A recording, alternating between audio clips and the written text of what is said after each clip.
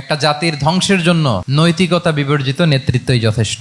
আপনার বাবা নেতা ছিল, আপনি ছেলে, তো আপনি নেতা, এটাকে নেতৃত্ব বলে না। আপনি যদি মানুষকে প্রভাবিত করবার ক্ষমতা হাসিল করেন, মানুষের কাজে আসেন, আপনাকে যদি সমাজে কাজে লাগে, আপনি মানুষকে সাপোর্ট করেন, তখন আপনি নেতা হয়ে ওঠেন।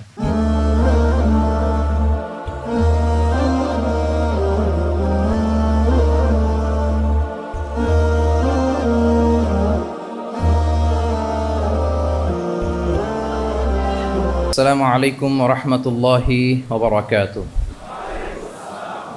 নাহমাদুহু ওয়া নুসাল্লি আলা রাসূলিহিল কারীম, আম্মা বা'দু, ফাআউযু বিল্লাহি মিনাশ শাইতানির রাজীম। বিসমিল্লাহির রাহমানির রাহিম। লাকাদ কানা লাকুম ফি রাসূলিল্লাহি উসওয়াতুন হাসানাহ লিমান কানা ইয়ারজুল্লাহা ওয়াল ইয়াওমাল আখিরা ওয়া যাকারাল্লাহা কাসীরা। সাদাকাল্লাহুল আযীম। রাব্বি ইশরাহ লি সাদরি ওয়া ইয়াসসির লি আমরি ওয়াহলুল উকদাতাম মিন লিসানি ইয়াফকাহু কওলি।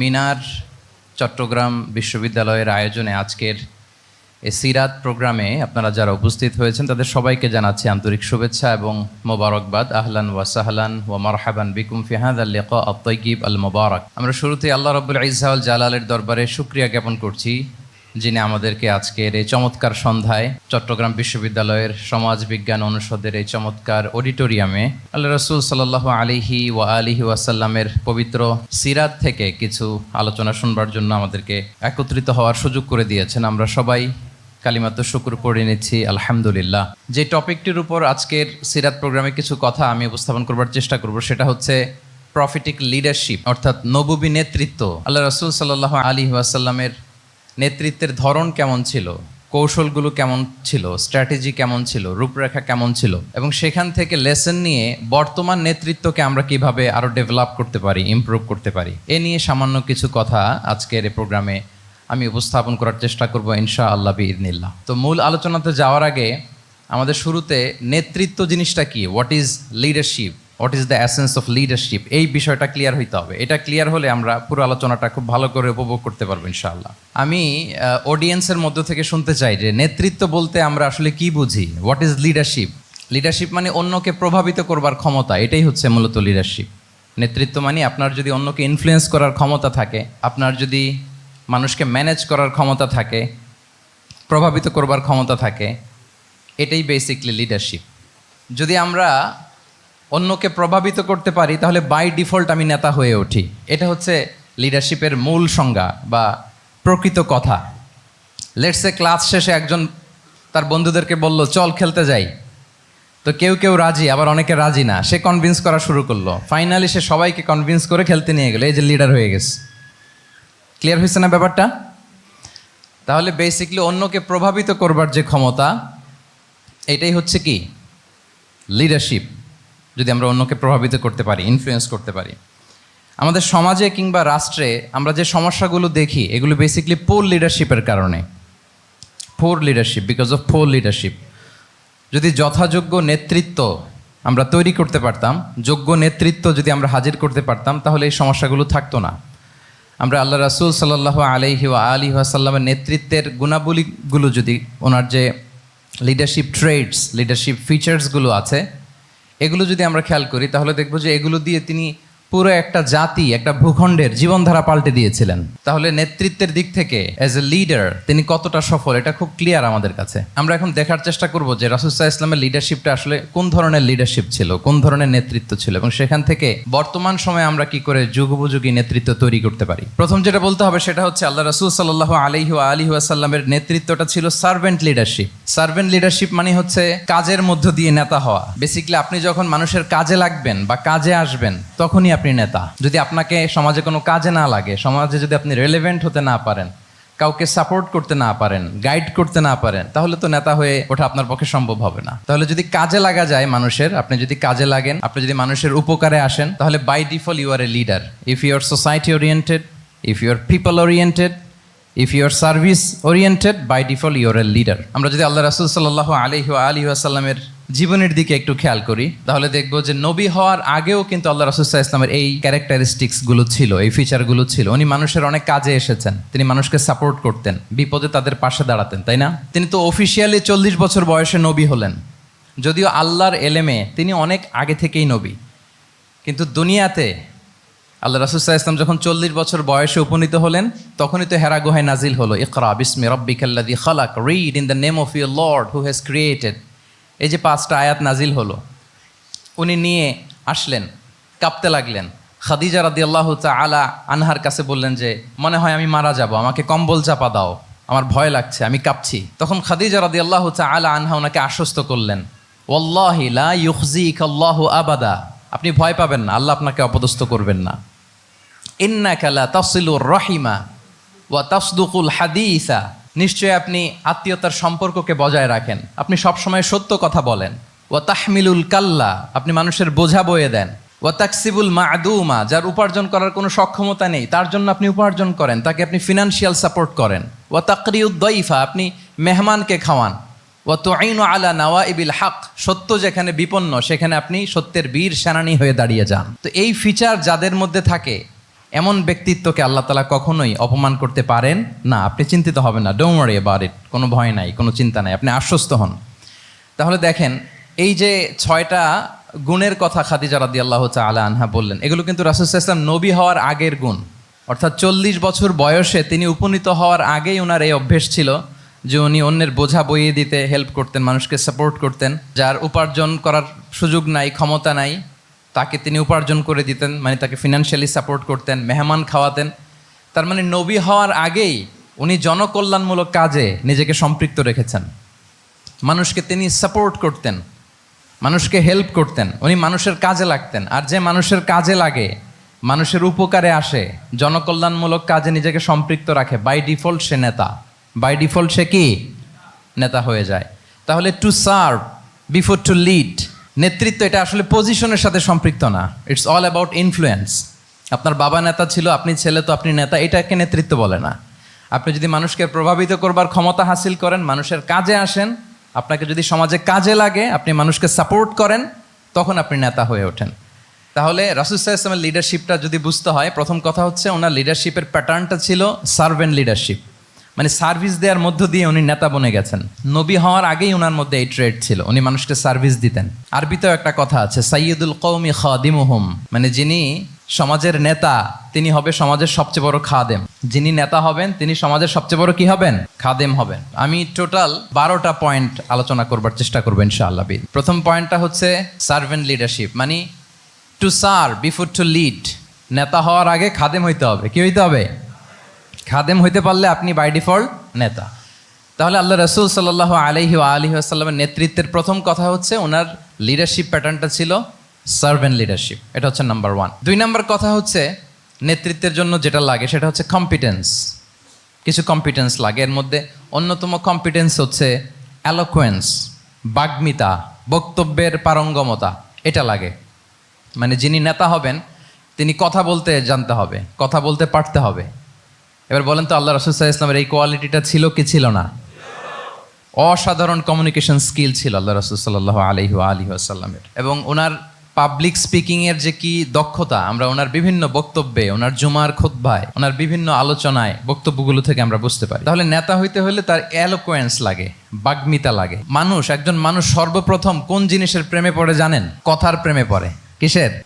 কথার প্রেমে পড়ে। কথার ধরন, কণ্ঠস্বর, তার অ্যাটিটিউড, তার শব্দের জাদু, এটা মানুষের হৃদয়কে জয় করে ফেলে। আল্লাহ রাসূল সাল্লাল্লাহু আলাইহি ওয়া আলিহি ওয়াসাল্লাম তিনি নিজেও বলেছেন, ওয়া ইন্না মিনাল বায়ানি লা সিহরা, কিছু কিছু বক্তব্যের মধ্যে জাদু আছে। তো রাসূল সাল্লাল্লাহু আলাইহি ওয়াসাল্লামের এই এলোকোয়েন্স ছিল, এলোকোয়েন্স। তিনি বলতেন, উতিতু জাওয়ামিউল কালিম, আল্লাহ তাআলা আমাকে সর্বমর্ম বাচন ভঙ্গির অধিকারী করেছেন। মানে উনি যেটা বলতেন এটা ছিল very precise in wording but comprehensive in meaning. এটার যে দোতনা, এটার যে appeal to the heart of the people, to the heart of the listener, এটা অসাধারণ, মানুষের হৃদয়কে জয় করে ফেলতো। আল্লাহু আকবার। তাহলে নেতা হইতে হইলে তার কমিউনিকেশন স্কিল লাগবে। কি বলেন? লাগবে। এখন নেতা আসছে, উনি বক্তব্য করতে পারতেছে না, তাহলে কি নেতা হইতে পারবে? তাহলে পাবলিক স্পিকিং, কমিউনিকেশন স্কিল, এটা ইটস এ মাস্ট, এটা নেতার লাগবে। যেমনটি রাসূলুল্লাহ সাল্লাল্লাহু আলাইহি ওয়া আলিহি ওয়াসাল্লামের ছিল। উনি সর্বমর্ম বাচন ভঙ্গির অধিকারী ছিলেন, বলতেন কম কিন্তু এটার অ্যাপিল ছিল অনেক বেশি। এটার ব্যাখ্যা হয়ে যেত অনেক। রাসূল সাল্লাল্লাহু আলাইহি ওয়াসাল্লামের সবচাইতে বড় ভাষণটি ছিল বিদায় হজের ভাষণ, খুব সম্ভবত। ওই ভাষণের টেক্সটগুলোকে যদি একসাথে করা হয়, আমার মনে হয় 10 মিনিটের বেশি লাগবে না ওই টেক্সটগুলো পড়তে। তার মানে সবচাইতে বড় যে ভাষণ ওনার, ওটা কত ছিল? 10 থেকে 12 মিনিটের ভাষণ ছিল। আমরা তো ঘন্টার পর ঘন্টা বক্তব্য করি, তারপরেও তো আমরা মানুষের মনকে খুশি করতে পারি না। উনি সেই যে 1400 বছর আগে 10 মিনিটের একটা ছোট্ট ভাষণ দিলেন, গোটা বিশ্ব আজও হাবুডুবু খায় ওই ভাষণের ভেতর, ঠিক কিনা বলেন? তাহলে উতিতু জাওয়ামিউল কালিম, আমি সর্বমর্ম বাচনভঙ্গির অধিকারী। সুবহানাল্লাহ, ভেরি প্রেসাইজ এন্ড ক্লিয়ার। কতটা প্রেসাইজ এন্ড ক্লিয়ার ছিল রাসূল সাল্লাল্লাহু আলাইহি ওয়াসাল্লামের বক্তব্য? আম্মা জান আয়েশা রাদিয়াল্লাহু তাআলা আনহা বলেন, লাউ আদ্দাহুল আদ্দু লা আহসাহু। তিনি যখন বক্তব্য করতেন, কেউ যদি চাইতো যে দেখি কয়টা শব্দ বললেন বক্তব্যে, কয়টা বাক্য বললেন, চাইলে মুহূর্তে গুনে ফেলা যেত সেটা। এত প্রেসাইজ এন্ড ক্লিয়ার বক্তব্য ছিল যে তিনি কয়টা বাক্য ব্যবহার করেছেন, কয়টা শব্দ ইউজ করেছেন এই বক্তব্যে, চাইলে যে কেউ গুনে ফেলতে পারত। এবং তিনি খুবই শুদ্ধ আরবিতে কথা বলতেন, আফসাহুল লিসান ছিলেন। বিশুদ্ধ ভাষায় কথা বলতে পারা এটা অনেক জরুরি। রাসূল সাল্লাল্লাহু আলাইহি ওয়াসাল্লাম অত্যন্ত বিশুদ্ধ আরবিতে কথা বলতেন, এবং বিশুদ্ধ আরবি জানাটা বা বিশুদ্ধ ভাষাটা এত জরুরি যে আল্লাহ তাআলা তার প্রিয় হাবিবকে এই বিশুদ্ধ ভাষা শেখানোর জন্য মায়ের বুকের দুধ খাওয়া থেকে বঞ্চিত রেখেছিলেন। আমি আবারও বলছি, বিশুদ্ধ ভাষাটা এত জরুরি যে আল্লাহ তাআলা তার প্রিয় হাবিবকে মায়ের বুকের দুধ থেকে বঞ্চিত রেখেছেন শুধু বিশুদ্ধ ভাষার জন্য। তিনি কিন্তু মায়ের বুকের দুধ খেতে পারেন নাই। হালিমাতু সাদিয়ার সাথে সেই বনু সাদ গোত্রে চলে গিয়েছেন, সেখানে ছিলেন। হালিমাতু সাদিয়া ওনাকে দুধ খাইয়েছেন। এরপরে যখন মরুভূমির চমৎকার পরিবেশে একেবারে বিশুদ্ধ আরবি তিনি শিখেছেন, আবার শিশু মুহাম্মদ সাল্লাল্লাহু আলাইহি ওয়াসাল্লামকে তিনি তার মায়ের কাছে ফিরিয়ে দিয়েছেন। তাহলে চিন্তা করে দেখেন যে বিশুদ্ধ ভাষার জন্য মায়ের বুকের দুধকে স্যাক্রিফাইস করা হয়েছে। আল্লাহু আকবার। তাহলে আম্মা জান আয়েশা রাদিয়াল্লাহু তাআলা আনহা বলতেন, লাউ আদ্দাহুল আদ্দু লা আহসাহু। চাইলে যে কেউ গুনতে পারতো যে তিনি প্রিয় নবীজি কয়টা বাক্য বললেন, কয়টা শব্দ। এত প্রিসাইজ এন্ড ক্লিয়ার ছিল। অন্য বর্ণনায় এসেছে, কানা ইয়াতাকাল্লামু বিকালামিন বাইনাহু ফাসলুন। তিনি এমনভাবে কথা বলতেন, কথার মাঝখানে মাঝখানে পজ দিতেন। কি দিতেন? পজ দিতেন, মানে একটু থামতেন যাতে করে শ্রোতারা বুঝতে পারে। ইয়াতাকাল্লামু বিকালামিন বাইনাহু ফাসলুন, বলতে বলতে মাঝে মাঝে একটা পজ দিতেন যাতে সবাই বুঝতে পারে। ইয়াহফাযুহু মান জালাসা ইলাই, আশেপাশে যারা বুঝতো, তারা বসতো, তারা সহজে এটা মুখস্থ করে ফেলতে পারে। পজ দিয়ে দিয়ে, থেমে থেমে, এত চমৎকার করে ওনার প্রেজেন্টেশন ছিল, বক্তব্য মালাগুলো ছিল, ফলে যারা শুনতেছে ইজিলি মুখস্থ করে ফেলতে পারত। এবং গুরুত্বপূর্ণ কথা তিনি এমফাসাইজ করতেন, 3 বার বলতেন। একবার তিনি বলতেছেন, আত্তাকওয়া হা হুনা হা হুনা হা হুনা ওয়া ইউশিরু ইলা সাদরিহি সালাসা মাররাত। তাকওয়াকে তিনি এখানে রেফার করেছেন। আমরা তো মনে করি তাকওয়া সব ঢুকে গেছে এইখানে, তাকওয়া ঢুকে গেছে টুপিতে, তাকওয়া ঢুকে গেছে জামাতে, এগুলো তাকওয়ার একটা নমুনা। কিন্তু আল্লাহ রাসূল সাল্লাল্লাহু আলাইহি ওয়াসাল্লাম বলেছেন তাকওয়া এখানে এখানে এখানে, এভাবে 3 বার তিনি ইঙ্গিত করেছেন। গুরুত্বপূর্ণ কথাকে তিনি এভাবে এমফাসাইজ করতেন। মাঝে মাঝে এমন আবেগঘন বক্তব্য উপস্থাপন করতেন, সাহাবারা অশ্রুসিক্ত হতো। ওয়াজিলাত মিনহাল কুলুব যারাফাত মিনহাল উয়ুন। সাহাবারা বলতেন যে আমরা অশ্রুসিক্ত হতাম, আমাদের হৃদয় বিগলিত হতো। এত চমৎকার মর্মস্পর্শী বক্তব্য তিনি করতেন। এটা প্রেক্ষাপটের আলোকে। আবার যুদ্ধের ময়দানে যখন কমান্ড করতেন, তখন আলা সাউতু ওয়াশতাদ্দা গদাবু, তিনি রেগে যেতেন, উঁচু কণ্ঠে তিনি কথা বলতেন, মনে হচ্ছে একজন সেনাবাহিনীর কমান্ডার তার ব্যাটালিয়নকে কমান্ড করছেন। আল্লাহু আকবার। তাহলে বক্তব্যের যত দিক হতে পারে, স্লো মোশনে তেজস্বী বক্তব্য, খুব জ্বালাময়ী বক্তব্য, আবার মর্মস্পর্শী বক্তব্য, সব ধরনের বক্তব্য তিনি করতেন। সুবহানাল্লাহ। তাহলে এলোকোয়েন্স, 2 নাম্বার হচ্ছে এলোকোয়েন্স। কম্পিটেন্সের খুব গুরুত্বপূর্ণ একটা অংশ হচ্ছে এলোকোয়েন্স, বাগ্মিতা। এটা একজন নেতার থাকা চাই। কি বলেন? একজন নেতার এরকম বক্তব্য দিতে জানতে হবে না? আল্লাহ রাসূল সাল্লাল্লাহু আলাইহি ওয়া আলিহি ওয়াসাল্লাম তিনি ঠিক এইভাবে বক্তব্য করতেন। মাঝে মাঝে তিনি ইমোশনাল ইন্টেলিজেন্স ইউজ করতেন, মানে আবেগ অনুভূতিকে নাড়িয়ে দিয়ে শ্রোতাকে প্রভাবিত করে ফেলা। স্পিরিচুয়াল ইন্টেলিজেন্স বা ইমোশনাল ইন্টেলিজেন্স তিনি বক্তব্যের মধ্যে ব্যবহার করতেন। এমনভাবে তিনি নাসিহাত করতেন, এমনভাবে কথা বলতেন, মানুষের আবেগ অনুভূতিকে তিনি নাড়িয়ে দিতেন। আল্লাহু আকবার। ছোট্ট একটা উদাহরণ এখানে আমি হাজির করি। আপনারা হুনাইনের যুদ্ধের কথা নিশ্চয়ই শুনেছেন। কত হিজরিতে হয়েছিল? 8ম হিজরি। তার মানে মক্কা বিজয়ের ইমিডিয়েট পরেই, কয়েক সপ্তাহ পরেই তো হুনাইনের যুদ্ধ হয়েছিল। তো এই হুনাইনের যুদ্ধে অনেক ওয়ার বুটিজ মুসলমানদের করতলগত হয়েছিল, মানে অনেক গানিমাত, অনেক সম্পদ ওনারা যুদ্ধ শেষে যুদ্ধলব্ধ সম্পদ হিসেবে পেয়েছিলেন। 24,000 উট, প্রায় 40,000 ভেড়া, এত পরিমাণ গানিমত যখন রাসূল সাল্লাল্লাহু আলাইহি ওয়াসাল্লাম পেলেন, তিনি এগুলো বন্টন করতে শুরু করলেন। কিন্তু রাসূল সাল্লাল্লাহু আলাইহি ওয়াসাল্লাম তিনি বন্টন করতে যে আনসারি সাহাবীদেরকে, অর্থাৎ মদিনার যে সাহাবারা, তাদেরকে কিছুই দিলেন না, বরং তিনি মক্কার সাহাবাদেরকে দিলেন, অন্যান্য গোত্রের লোকদেরকে দিলেন, আশেপাশের সবাইকে দিলেন, কিন্তু দিলেন না কাদেরকে? আনসারি সাহাবিদেরকে। তো ফলে এত বিশাল ওয়ার বুটিজ, এর মধ্যে থেকে কিছুই আনসারিরা পেল না। ওনাদের মধ্যে ক্ষোভের জন্ম নিল। ক্ষোভ থেকে ওনারা সমালোচনা করতে আরম্ভ করলেন আল্লাহ রাসূল সাল্লাল্লাহু আলাইহি ওয়াসাল্লামের, এবং সমালোচনা করতে করতে এটা এমন পর্যায়ে চলে গেল, এক পর্যায়ে তারা বলতে আরম্ভ করলো যে আমরা ওনার জন্য জান দিলাম, জীবন দিলাম, আজকে উনি এত সম্পদ পেয়ে সব নিজ এলাকার লোকদের মাঝে বন্টন করে দিল, এটা কি ঠিক করলো উনি? আল্লাহর নবীকে ক্ষমা করুক। মানে কেমন যেন রাসূল একটা ভুল করে ফেলছেন, রাসূল সাল্লাল্লাহু আলাইহি ওয়াসাল্লাম ওনাদেরকে দিতে বাধ্য ছিলেন, এটা যেহেতু দেন নাই, আল্লাহ তার রাসূলকে ক্ষমা করুক, এরকম একটা কথা তারা বলে ফেললেন। এটা তো অনেক বড় কথা। আল্লাহ রাসূল সাল্লাল্লাহু আলাইহি ওয়া আলিহি ওয়াসাল্লাম যখন এই কথা শুনলেন, তখন তিনি আনসারি সাহাবীদেরকে জড়ো করে একটা গেট টুগেদার করে এমন ইমোশনালি ওনাদেরকে কাবু করলেন, ইমোশনাল ইন্টেলিজেন্স ইউজ করলেন। এখানে তারা এসেছিল ক্ষোভ নিয়ে, অসন্তোষ নিয়ে, পরে সবাই কান্না করে রাসূল সাল্লাল্লাহু আলাইহি ওয়াসাল্লামের কাছে ক্ষমা চেয়ে সেই মজলিস থেকে উঠতে বাধ্য হয়েছে। তিনি সবাইকে ডেকে বললেন, ইয়া মা'আশারাল আনসার আলাম আতিকুম দুল্লালান ফাহাদাকুমুল্লাহ ওয়া আলাতান ফাআগনাকুমুল্লাহ ওয়া আ'দাআন ফাআল্লাফাল্লাহু বাইনা কুলুবিকুম। চমৎকার চমৎকার এক্সপ্রেশন, যে ওহে আনসাররা, আমি কি তোমাদেরকে পথভ্রষ্ট পাইনি, পথহারা পাইনি? আমার ওসিলায় তোমরা হেদায়েতের দেখা পেয়েছো। আমি কি তোমাদেরকে নিঃস্ব পাইনি? আমার ওসিলায় তোমরা সমৃদ্ধ হয়েছো, সম্পদশালী হয়েছো। আমি কি তোমাদেরকে যুদ্ধরত অবস্থায় পাইনি? আউস খাজরাজ তোমরা তো ফাইট করতেছিলে ইচ আদার। আমি যে তোমাদের মধ্যে সম্প্রীতি আর ভালোবাসার মেলবন্ধনে তোমাদেরকে একত্রিত করে দিলাম। আওয়াজাতুম ফি আনফুসিকুম ফি লুআআতিম মিনাদ দুনিয়া। আর দুনিয়ার সামান্য কিছু জিনিসের কারণে তোমরা মনে কষ্ট পাচ্ছ, যেটা দিয়ে আমি কিছু মুসলিমদের হৃদয়কে আকৃষ্ট করছিলাম। তা আল্লাফতু বিহা কওমান লিউসলিমু ওয়া ওয়াকালতুকুম ইলা ইসলামিকুম। আমি কিছু মুসলিমদেরকে এগুলো দিয়ে তাদের হৃদয়টাকে ইসলামের প্রতি আরো অ্যাট্রাক্টেড করতেছিলাম, আর তোমাদেরকে তোমাদের ইসলামের উপরই আমি ছেড়ে দিয়েছি। আমি জানি আমার আনসাররা, তাদের হৃদয়ে যে ইসলাম আছে এটাই তাদের জন্য যথেষ্ট। আমা তারদাউনা আইয়াযহাবান নাসু বিশ-শাতি ওয়াল বাঈর وَتَرْجِعُونَ بِرَسُولِ اللَّهِ فِي رِحَالِكُمْ. Won't you be happy that people go back to their country with sheep and camel, and you go back to your country with Rasulullah? Allahu Akbar. তোমরা কি এতে খুশি হবে না? মানুষ উট আর ভেড়া নিয়ে তাদের এলাকায় ফিরবে, আর তোমরা আল্লাহর রাসূলকে নিয়ে তোমাদের এলাকায় ফিরবে। এরকম একটার পর একটা ইমোশনালি রাসূল সাল্লাল্লাহু আলাইহি ওয়াসাল্লাম যখন আনসার সাহাবীদেরকে কাবু করতে লাগলেন, ওনারা এমনভাবে কান্নার রোল জুড়ে দিল, এমনভাবে অনুতপ্ত হলো, কাঁদতে শুরু করলো। পরে এরা বলতে আরম্ভ করলো, আমি তো 2-1টা বাক্য বললাম, লম্বা চূড়া মন মাতানো বক্তব্য, হৃদয়স্পর্শী বক্তব্য। তারা বললো, ইয়া রাসূলুল্লাহ, আমরা শুধু আপনাকে পেয়েই খুশি। রাসূল সাল্লাল্লাহু আলাইহি ওয়াসাল্লাম বলেন, গোটা বিশ্বের মানুষ যদি এই পথ ধরে আর আনসারীরা যদি এই পথ ধরে, আমি এই পথ ছেড়ে দিয়ে আনসারীদের পথে হাঁটবো। আল্লাহ তুমি আনসারদের ক্ষমা করো, তাদের সন্তানদের ক্ষমা করো, তাদের নাতিদেরকে ক্ষমা করো। এভাবে মর্মস্পর্শী বক্তব্য যখন ইমোশনাল ইন্টেলিজেন্স দিয়ে যখন রাসূল সাল্লাল্লাহু আলাইহি ওয়াসাল্লাম বললেন, সব আনসারী সাহাবারা কাঁদতে আরম্ভ করলেন। সবাই ফাবাকাল কওমু হাত্তা আখদালু লুহাহুম, তাদের প্রত্যেকের দাড়ি ভিজে গেল, এমন কান্না জুড়ে দিল। আল্লাহু আকবার।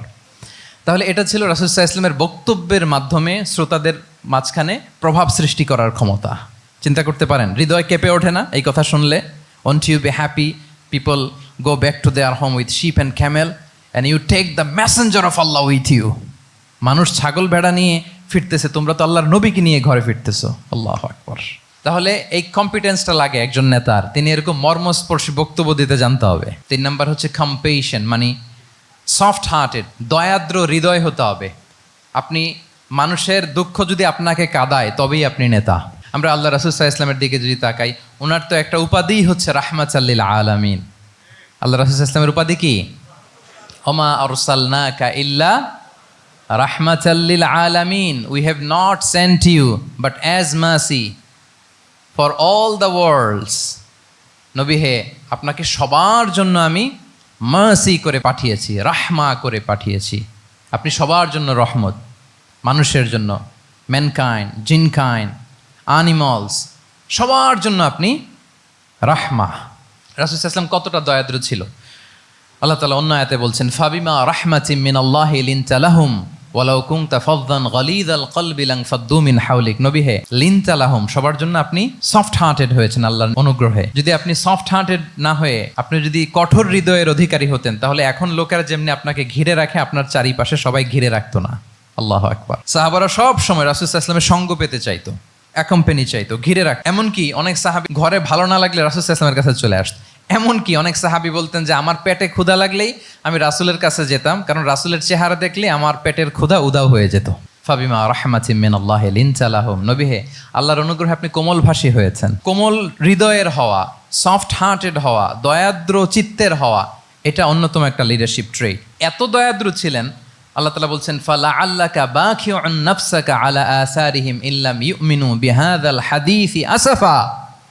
রাসূল সাল্লাল্লাহু আলাইহি ওয়াসাল্লাম বারবার মক্কার কুরাইশদের কাছে যেত, বারবার কাফিরদের কাছে যেত, যেন তারা ঈমান আনে, যেন তারা খারাপ রাস্তা ছেড়ে দিয়ে ভালো রাস্তায় আসে। বারবার চিন্তা করতো যে ইস, কেন তারা লা ইলাহা পড়ে না, কেন তারা সত্যের পথে ফিরে আসে না। হায় রে, একটুর জন্য তো তারা সামান্য আমার কথাটা শুনলেই তো বেঁচে যেত, ইস একটু আমার কথা মানলেই তো জাহান্নাম থেকে বেঁচে যেত।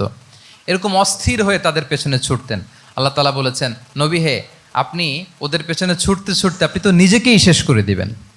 বাখিউন নাফসাক, আপনি তো নিজের দিকে খেয়াল করছেন না, নিজের শরীরের দিকে খেয়াল করছেন না, নিজের স্বাস্থ্যের দিকে, সময়ের দিকে, আপনি পাগল পাড়া হয়ে তাদেরকে বাঁচানোর জন্য ছুটছেন। তাহলে কতটা দয়াদ্র কোমল হৃদয়ের অধিকারী হলে যে কাফেররা রাসূল সাল্লাল্লাহু আলাইহি ওয়াসাল্লামকে ফিজিক্যালি মেন্টালি এমন কোনো টর্চার নেই, করে নাই, তাদের পিছনে পিছনে ছুটতেন তিনি। হায় রে, একটু যদি ইমানের রাস্তায় আনা যায়, কোনোভাবে যদি তাদেরকে বুঝিয়ে কনভিন্স করা যায়, তাহলে কম্প্যাশনেট, দয়ালু হওয়া, এটা নেতৃত্বের অন্যতম একটা গুণ। আপনার হৃদয়ে দয়া থাকতে হবে, মায়া থাকতে হবে সবার জন্য, কারণ নেতা তিনি তো সবার। লেটসে বাংলাদেশের যিনি প্রধানমন্ত্রী হবেন, আরও রেলেভেন্ট হয়ে যাচ্ছে এখন কথা, সামনে তো নির্বাচন আসতেছে, সো কেউ না কেউ তো প্রধানমন্ত্রী হবে। তো উনি যখন প্রধানমন্ত্রী হবে ধরেন, তো উনি কি শুধু ওনার দলের প্রধানমন্ত্রী হবেন? তাহলে উনি 18 কোটি মানুষের প্রধানমন্ত্রী হবেন, ঠিক কিনা বলেন? তাহলে সবার জন্য ওনার হৃদয়ে দয়া, ভালোবাসা, এটা থাকার দরকার আছে না নাই? তিনি সবার প্রতি কোমল হৃদয়ের হইতে হবে, দয়াদ্র হইতে হবে। প্রধানমন্ত্রী উনি শুধু নিজ দলের প্রধানমন্ত্রী নন, 18 কোটি মানুষের প্রধানমন্ত্রী। তাহলে সফট হার্টেড হইতে হবে। রাসূল সাল্লাল্লাহু আলাইহি ওয়াসাল্লামের মধ্যে এটা ছিল। সবসময় তিনি মাজলুমদের পাশে থাকতেন। আপনারা হিলফুল ফুজুলের কথা জানেন। ওনার বয়স যখন 35, ইয়ামানের এক ব্যবসায়ী আসছিল মক্কায় ব্যবসা করতে। পণ্য বিক্রির পরে আস ইবনে ওয়াইল নামে এক দুষ্ট জালেম, সে পণ্য নিয়ে বলে আমরা এই এলাকার লোক, আমরা দাম দিব না, কি করতে পারো করো। এই লোক কান্না জুড়ে দিল। তার কান্না দেখে রাসূল সাল্লাল্লাহু আলাইহি ওয়াসাল্লামের হৃদয়ে দয়া হলো। তিনি ওনার চাচা জুবাইর ইবনে আব্দুল মুত্তালিব সহ ওনার মতো যারা ইয়াং স্টার আছে সবাইকে নিয়ে একটা সংঘ করলেন। এটাই তো হালাফুল ফুদুল, মূলত নাম হচ্ছে হালাফুল মুত্তাইয়িবিন। জাহিলি যুগে ওনাদের প্রথা ছিল, কোনো একটা ভালো কাজে কেউ যখন এক হতো, রং ভর্তি বালতির ভেতরে হাত ঢুকিয়ে তারা পাথরের মধ্যে ওই হাতের ছাপ দিত, সবাই ওইখানে ছাপ দিত। ফলে কাইন্ড অফ কভেনেন্ট, এটা একটা চুক্তির মতো, যে আমরা চুক্তিবদ্ধ হলাম, এগ্রিমেন্ট করলাম যে আমরা সবাই এক। তো রাসূল সাল্লাল্লাহু আলাইহি ওয়াসাল্লাম ওনার মতো ইয়াংস্টারদেরকে নিয়ে এই হালাফুল মুত্তাইয়িবিন বা হালাফুল ফুদুল করেছেন। এবং এটার মূল কথা ছিল, মূল স্লোগান ছিল নাহনু মাআল মাজলুম দিদ্দা যালিম, আমরা সবসময় মাজলুমের পক্ষে থাকবো, জালিমের বিপক্ষে। এটা ছিল হিলফুল ফুজুলের কি মূল শিক্ষা। এইভাবে সব সময় তিনি মাজলুমদের সাথে ছিলেন। শ্রমিক সাহাবীদেরকে বড্ড ভালোবাসতেন, শ্রমজীবীদেরকে বড্ড ভালোবাসতেন। এমনকি বিদায় হজের মতো এরকম গুরুত্বপূর্ণ ভাষণও শ্রমজীবীদের কথা বাদ যায়নি, গরিবদের কথা বাদ যায়নি। আরিকাআকুম আতঈমুহুম মিম্মা তাআকুলুন ওয়ালবাসুহুম মিম্মা তালবাসুন। খবরদার, সেদিনও বলেছিলেন সেই বিদায় হজের ভাষণে, তোমরা তোমাদের শ্রমজীবী লোকদের কথা ভুলে যেও না, তোমাদের স্টাফদের কথা, তোমাদের দাস দাসীদের কথা। তোমরা যা খাবে সেখান থেকে তাদেরও খাওয়াবে, তোমরা যে পোশাক পরবে সেখান থেকে তাদেরও পোশাকের ব্যবস্থা করবে। আল্লাহু আকবার। তাহলে রাহমাতাল লিল আলামিন, তিনি ছিলেন কম্প্যাশনেট, দয়ালু হৃদয়ের অধিকারী। 4 নম্বরে হচ্ছে ইন্টেগ্রিটি। ইন্টেগ্রিটি মানে সততা, নৈতিকতা থাকতে হবে। এটা অন্যতম একটা লিডারশিপ ট্রেট। এটার বড় ক্রাইসিস এখন ইন্টিগ্রিটির। রাসূল সাল্লাল্লাহু আলাইহি ওয়াসাল্লামের লিডারশিপটা ছিল এথিক্যাল লিডারশিপ, কিন্তু এইটার অনেক বড় ক্রাইসিস আমাদের সমাজে, আমাদের নেতৃত্বের মাঝে। কি বলেন? নৈতিকতার ঘাটতি আছে না? নৈতিকতা বিবর্জিত নেতৃত্ব, এটা দিয়ে কিছুই হয় না। একটা জাতির ধ্বংসের জন্য নৈতিকতা বিবর্জিত নেতৃত্বই যথেষ্ট। এজন্য নৈতিকতা লাগবে, ইন্টিগ্রিটি, সততা।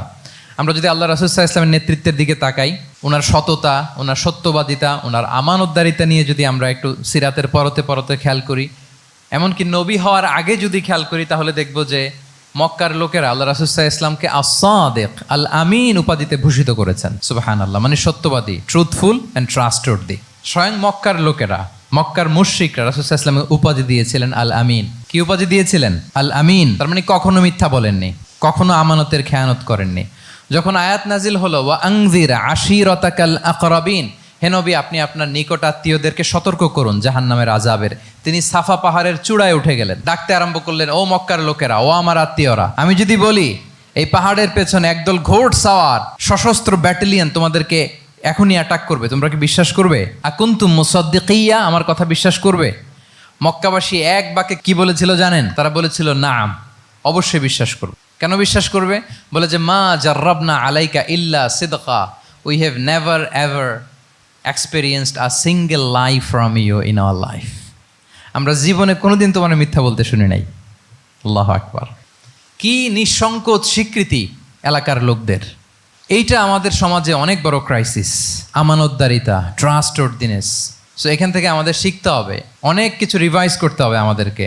এই যে নতুন বাংলাদেশের চমৎকার সময় এসেছে, আর 54 বছরও হয়তো আমরা এই সুযোগ পাবো না। এজন্য আমাদেরকে শিখতে হবে রাসূল সাল্লাল্লাহু আলাইহি ওয়াসাল্লামের যে ইন্টিগ্রিটি, ওনার যে ট্রাস্টওয়ার্দিনেস, এই আমানতদারিতা থেকে আমাদেরকে শিখতে হবে। তাহলে নেতাকে আস্থার জায়গা তৈরি করে নিতে হয়। রাসূল সাল্লাল্লাহু আলাইহি ওয়াসাল্লাম এটা ধীরে ধীরে তৈরি করেছেন। আপনারা জানেন যে উনি নবুয়তের আগে পার্টনারশিপে বিজনেস করতেন খাদিজা রাদিয়াল্লাহু তাআলা আনহার সাথে। মানে খাদিজা রাদিয়াল্লাহু তাআলা আনহার ইনভেস্টমেন্ট আর উনি শ্রম দিতেন। তো উনি সিরিয়াতে গিয়েছেন পণ্য নিয়ে, মালামাল নিয়ে।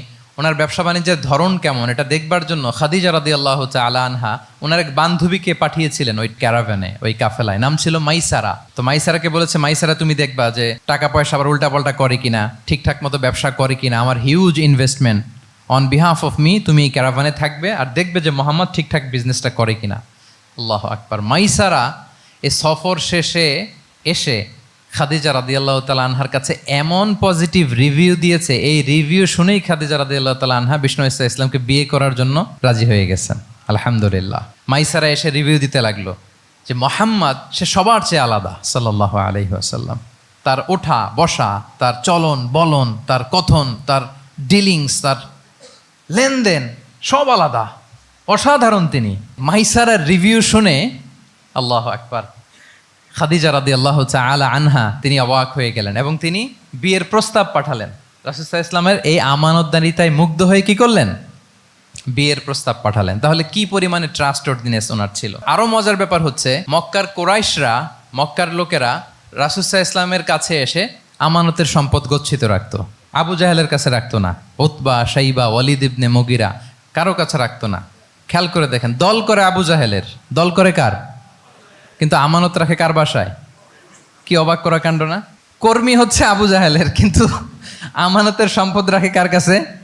মুহাম্মদ সাল্লাল্লাহু আলাইহি ওয়াসাল্লামের বাসায়। রাসূল সাল্লাল্লাহু আলাইহি ওয়াসাল্লাম যেদিন হিজরত করবেন, উনি সাইয়েদনা আলী রাদিয়াল্লাহু তাআলা আনহুকে অ্যাসাইন করে গিয়েছেন যে আলী তুমি থাকো, তুমি কয়েকদিন পরে মদিনায় হিজরতে যাবা, আমার কাছে যত আমানতের সম্পদ আছে এগুলো তুমি আগে বিলি করে তারপরে যাবে। রাসূল সাল্লাল্লাহু আবু বকর রাদিয়াল্লাহু তাআলা আনহুকে নিয়ে চলে গেলেন। আলী রাদিয়াল্লাহু তাআলা আনহুর টানা 3 দিন লেগেছে যে ডেপোজিটগুলো রাসূল সাল্লাল্লাহু আলাইহি ওয়াসাল্লামের কাছে ছিল, আমানতের যেই জিনিসগুলো ছিল এগুলো বন্টন করতে সাইয়েদনা আলী রাদিয়াল্লাহু তাআলা আনহু 3 দিন সময় নিয়েছেন। 3 দিন। এত পরিমাণ আমানতের সম্পদ রাসূল সাল্লাল্লাহু আলাইহি ওয়াসাল্লামের কাছে ছিল। আল্লাহু আকবার। তাহলে এই আমানতদারিতা, সততা, অনেস্টি, ট্রাস্টওয়ার্দিনেস এটা অনেক জরুরি নেতৃত্বের জন্য। নেতা হতে চাইলে তাকে আমানতদার হইতে হবে। যদি একজন ট্রু লিডার কেউ হতে চায় তার মধ্যে আমানতদারিতা চাই। কি চাই? আমানতদার। তাহলে ইন্টিগ্রিটি। 5 নম্বরে হচ্ছে গুড ইন্টারাকশন উইথ ফলোয়ার্স। নেতার তার ফলোয়ারের সাথে কি লাগবে? ভালো ইন্টারাকশন লাগবে, সুন্দর একটা সম্পর্ক লাগবে, ভালো বোঝাপড়া চাই। একজন ভালো নেতৃত্বের বৈশিষ্ট্য হচ্ছে নেতা তার ফলোয়ারের সাথে কি করবে? ইন্টারেক্ট করবে। এখানেই বস আর লিডারের মধ্যে পার্থক্য। বস কি করে? অর্ডার করে শুধু। বসের কাজ হচ্ছে এই ডুজ অ্যান্ড ডোন্টস বলে দেয়, এইটা করা যাবে, ওইটা করা যাবে, মানে অর্ডার করে, ডিরেক্ট করে। কিন্তু লিডার কি করে? গাইড করে, মেন্টরিং করে, ইন্সপায়ার করে, মোটিভেট করে। So here is the difference between leader and boss. তাহলে বসই হওয়া যাবে না। নেতা হইতে চাইলে বসই হওয়া যাবে না। You have to interact with your followers. আপনার ফলোয়ারের সাথে ইন্টারাকশন লাগবে, তবেই আপনি নেতা। আমরা দেখি রাসূল সাল্লাল্লাহু আলাইহি ওয়াসাল্লামের কেমন ইন্টারাকশন ছিল। রাসূল সাল্লাল্লাহু আলাইহি ওয়াসাল্লাম যে কোনো বড় ডিসিশনে সাহাবাদের সাথে কনসালটেশন করতেন, পরামর্শ করতেন, তারপরে সিদ্ধান্ত নিতেন। ওয়াশাবিরহুম ফিল আমর, এই আয়াতের ভিত্তিতে তিনি সবার সাথে কি করে নিতেন? সাহাবাদের সাথে পরামর্শ করে নিতেন। আপনারা দ্বিতীয় হিজরির যে বদরের যুদ্ধের কথা জানেন, বদরের প্রান্তরটা মদিনা থেকে প্রায় 130 কিলো দক্ষিণ পশ্চিমে। তো ওখানে গেলেন মদিনা থেকে তিনি। যাওয়ার পরে এক জায়গায় তিনি সেনা ক্যাম্প স্থাপন করলেন। স্থাপন করার পরে হাব্বাব ইবনুল মুনজির রাদিয়াল্লাহু তাআলা আনহু তিনি জিজ্ঞেস করলেন, ইয়া রাসূলুল্লাহ, এই যে আপনি এই জায়গায় বদরের প্রান্তরে সেনা শিবির স্থাপন করলেন, সেনা ক্যাম্প স্থাপন করলেন, এটা কি আল্লাহর দেখিয়ে দেয়া কোনো জায়গা নাকি আপনার ইচ্ছায়? তিনি বললেন, আমানজিলান আনসালাকাল্লাহু লাইসা লানা আন নাতাকদ্দামাহু ওয়ালা নাতাআখারা আনহু। এটা কি একেবারে ফিক্সড আল্লাহর পক্ষ থেকে ওহী যে এখানেই শিবির স্থাপন করতে হবে, নাকি আমহু আর রায়ু ওয়াল হারবু ওয়াল মাকিদা, নাকি এটা যুদ্ধের কৌশল হিসেবে আপনি নিজ থেকে করেছেন? রাসূল সাল্লাল্লাহু আলাইহি ওয়াসাল্লাম বললেন, না, এটা কোনো ওহী না। আমার কাছে মনে হয়েছে, আমার যে অ্যানালিসিস, আমার মনে হয়েছে বদরের যুদ্ধে এখানেই আমাদের পজিশনিংটা হইলে ভালো হয়। হাব্বাব ইবনে মুনজির রাদিয়াল্লাহু তাআলা আনহু বলেন, না, ইদান লাইসা হাযা বিমানসিল ইয়া রাসূলুল্লাহ, তাহলে এইখানে যদি আপনার নিজ থেকে আপনি এটা ডিসাইড করেন, আমি আপনার অনুমতিক্রমে বলতে চাই ইয়া রাসূলুল্লাহ, এটা সুন্দর জায়গা হয়নি। সুন্দর জায়গা হয়নি? তাহলে কোথায়? হাব্বাব বললেন, ওইখানে, ওই যে বদরের একটা কুয়া আছে, এখানে পানির সোর্স আছে, আমরা যদি ওইখানে একটা ব্লকেট দিয়ে দাঁড়াতে পারি, তাহলে কোরাইশরা এসে আর পানি খেতে পারবে না, ওরা পানি না খেয়েই মরবে, যুদ্ধেও মরবে, পানির অভাবেও মরবে। আল্লাহু আকবার।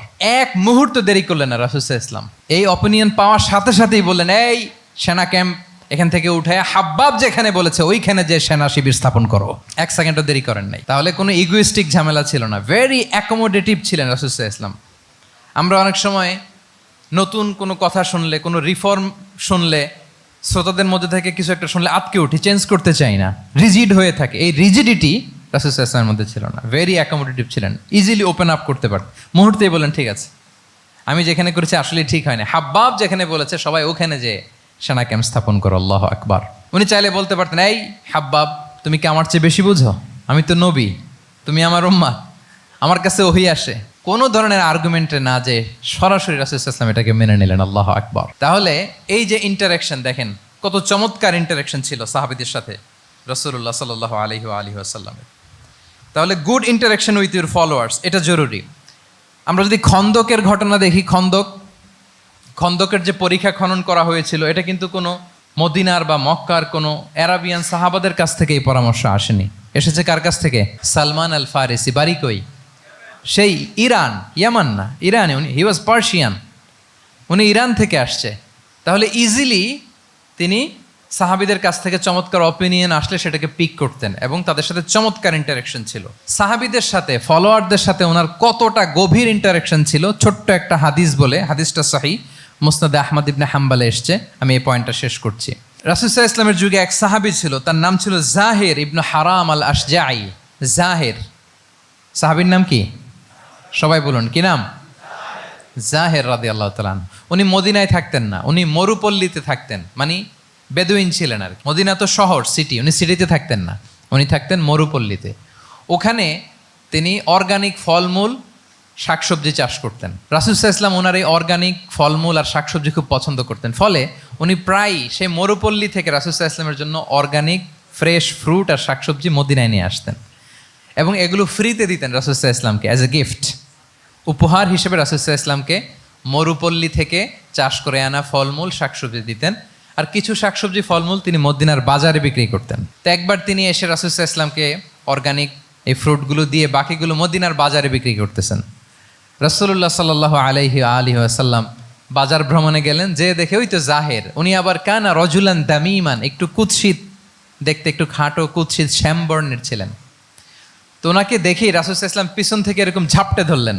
উনি তো আর দেখতে পারতেছেন না কে ধরলো। উনি বলে, মান হাদা আরসিলনি, এই ছাড়ো ছাড়ো, কে কে, এই কোন লোক আমারে ধরলো, ছাড়ো ছাড়ো করে অস্থির। যখন পিছনে ফিরে দেখে আল্লাহ রাসূল সাল্লাল্লাহু আলাইহি ওয়াসাল্লাম, এখন আর ছাড়াছাড়ি করে না, এখন ওনার পিঠটা রাসূল সাল্লাল্লাহু আলাইহি ওয়াসাল্লামের বুক মোবারকের দিকে আরো লাগাই দিচ্ছে এইভাবে। সুবহানাল্লাহ। এতক্ষণ বলে, এই কে, ছাড়ো ছাড়ো। যখন দেখে রাসূল সাল্লাল্লাহু আলাইহি ওয়াসাল্লাম এখন আর তাড়াহুড়ো করতেছে না, এখন ওনার পিঠটা রাসূল সাল্লাল্লাহু আলাইহি ওয়াসাল্লামের বুক মোবারকের সাথে আরো ঠেলে দিচ্ছে। রাসূল সাল্লাল্লাহু আলাইহি ওয়াসাল্লাম এবার মজার ছলে বললেন, মাইয়াশতারি হাযাল আব, ফান করে বলতেছেন, এই একটা দাস আছে আমার কাছে, এই লোকটারে কে কিনবে, আমি বেচবো।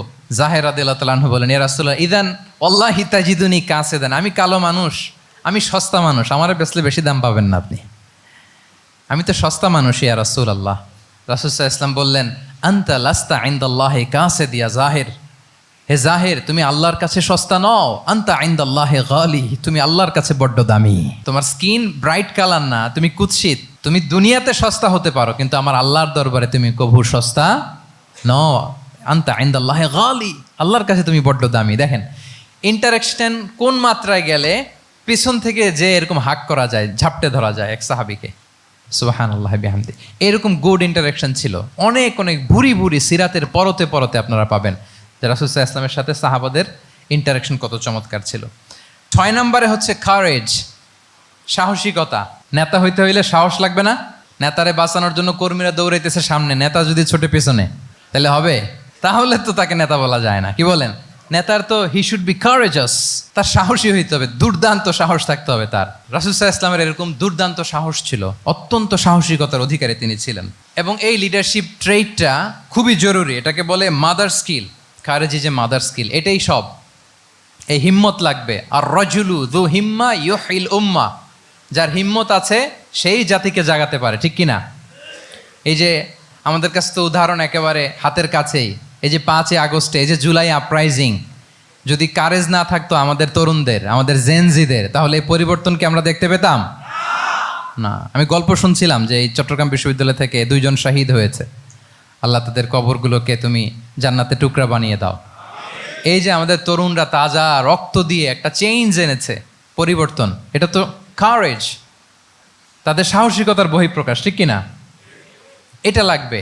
কেউ যদি লিড দিতে চায়, লিডার হতে চায়, তার এটা লাগবে, মাস্ট। রাসূল সাল্লাল্লাহু আলাইহি ওয়াসাল্লাম অত্যন্ত সাহসী ছিলেন। 2-1টা উদাহরণ আমরা সিরাত থেকে দেখি। একবার মদিনাতে রাত্রিবেলা বিকট একটা আওয়াজ হলো, বিকট এত আওয়াজ, সবাই ঘুম থেকে জেগে গেল।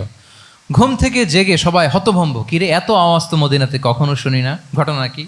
কেউ ঘোড়া নিয়ে, কেউ উট নিয়ে, কেউ খচ্চর নিয়ে, কেউ এমনি খালি পায়ে ছুটতে আরম্ভ করলো আওয়াজের দিকে, দেখি যাই কোথায় কি হলো। সবাই ছুটতে ছুটতে মাঝপথে যেয়ে দেখে রাসূল সাল্লাল্লাহু আলাইহি ওয়াসাল্লাম আওয়াজ কোথায় হয়েছে, কোত্থেকে হয়েছে দেখে ফিরে আসতেছে, আর বলতেছে লান তুরাউ, ডোন্ট ওয়ারি, আরে ভয় নাই, দেখে আসছি আমি, আল্লাহু আকবার, ভয় নাই, আমি দেখে আসছি, এভরিথিং ইজ ফাইন দেয়ার, সব ঠিক আছে, যাও ফিরো মদিনায় ফিরো। সবাই ভয় পেয়ে ঘোড়া টোরা ও ঠাকিয়ে ছুটতে আরম্ভ করছে। অনেক দূর যাওয়ার পরে দেখে রাসূল সাল্লাল্লাহু আলাইহি ওয়াসাল্লাম আবু তালহা রাদিয়াল্লাহু তাআলা আনহুর একটা খুবই ক্ষিপ্ত ঘোড়া নিয়ে উনি দেখে ভিজিট করে ফিরে আসতেছেন। সুবহানাল্লাহ। তাহলে বিপদ ঘটলে নেতা থাকতে হবে কই, সামনে না পেছনে?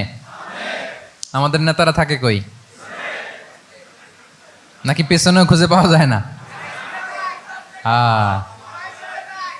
It's a big crisis. নেতা থাকবে কোথায়? Front liner. Leader should be front liner. উনি তো লিড দিবে, নেতৃত্ব দিবে। এখন ওনারা যদি খুঁজে পাওয়া না যায়, তাহলে থাকবে কিছু না। এই যে শিখতে হবে আমাদের, যেমনটা রাসূল সাল্লাল্লাহু আলাইহি ওয়াসাল্লাম করলেন। বিকট আওয়াজ, উনি আগে চলে গেছে, কাউকে না বলে দেখে ডেকে চলে আসতেছে। আল্লাহু আকবার। হুনাইনের যুদ্ধে এক পর্যায়ে মুসলমানরা পর্যদুস্ত হয়ে যাচ্ছিল, আপনারা অনেকে জানেন। To make the long story short, পুরো ঘটনাটা আমি আনবো না। সাহাবারা দিক বিদিক ছুটতে আরম্ভ করলো, পাহাড়ের উপর থেকে এমন প্রবল বেগে তীর ছোড়া হচ্ছিল, সাহাবারা টিকতে পারছিল না, কেউ এদিকে কেউ ওদিকে।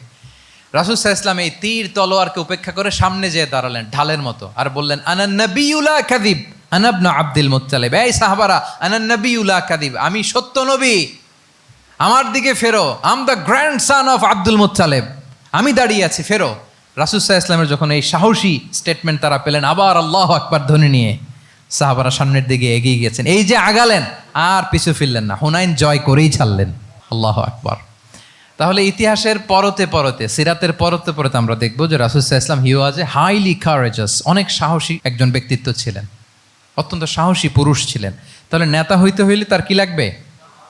সাহসিকতা লাগবে, তার তো লিড দিতে হবে ফ্রন্ট লাইন থেকে। এবং কাপুরুষতা, ভীরুতা, এটা থেকে রাসূল সাল্লাল্লাহু আলাইহি ওয়াসাল্লাম পানাহ চেয়েছেন। আল্লাহুম্মা ইন্নী আউযু বিকা মিনাল হাম্মি ওয়াল হাযান ওয়া আউযু বিকা মিনাল আজজি ওয়াল কাসাল ওয়া আউযু বিকা মিনাল জুবনি ওয়াল বুখল। জুবন মানে কি? ভীরুতা, কাপুরুষতা। হে আল্লাহ, আমি ভীরুতা থেকে, কাপুরুষতা থেকে পানাহ চাই। আমরা যেন কাপুরুষ না হই, আমরা যেন ভীরু না হই, আমরা যেন সত্যের বীর সেনানী হয়ে আবু সাঈদের মতো এরকম 2 হাত প্রসারিত করে দাঁড়াতে পারি, ঠিক কিনা?